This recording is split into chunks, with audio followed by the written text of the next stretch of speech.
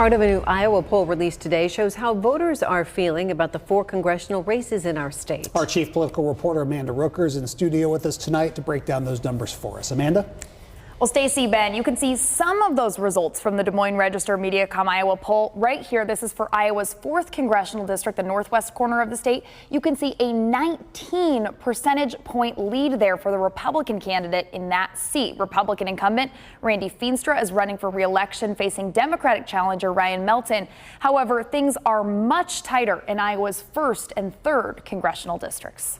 With roughly 6 weeks until Election Day, campaigns are in full swing, knocking doors, rallying supporters, and flooding the airwaves with political ads. If you want to know how to decide your vote, and my daughter growing up with fewer rights than I had. The latest Des Moines Register Mediacom Iowa poll found Democrats pulling ahead in the southeast corner of the state, though their 3 percentage point lead is well within the margin of error. It's interesting to see the 1st district as tight as it is at the moment. KCCI political analyst Dennis Goldford says it's a surprising shift in an area where Republicans have held a slight advantage for years. Certainly one of the things that occurred in the Trump years was a conversion of some of these more white working class rural areas in southeastern Iowa to the Republican side. Perhaps if this poll really is touching on something here, perhaps there is a little movement back toward the Democrats. Republican incumbent Marionette Miller Meeks faces Democratic challenger Christina Bohannon for the 1st district seat.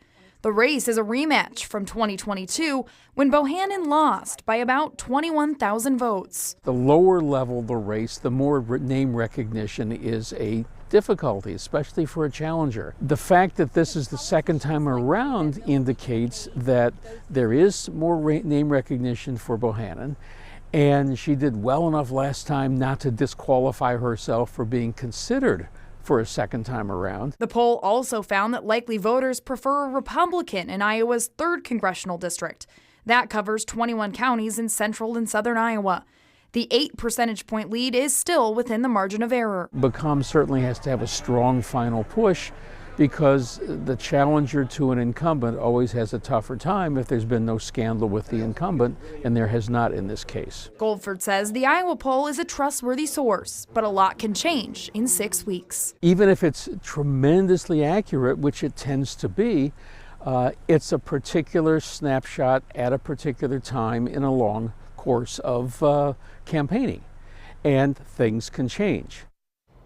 The poll also looked at the race for Iowa's 2nd district that covers the northeast corner of the state. Now, the poll found 52% of likely voters prefer a Republican hold that seat, compared to 44% who want a Democrat, 1% who said other, and 4% who said they aren't sure. That is much closer than back in June. The same poll found a Republican candidate held a 21 percentage point advantage. Republican incumbent Ashley Hinson faces Democrat Sarah Corkery and no party candidate Jody Puffett. Ben. Okay, Amanda, thank you.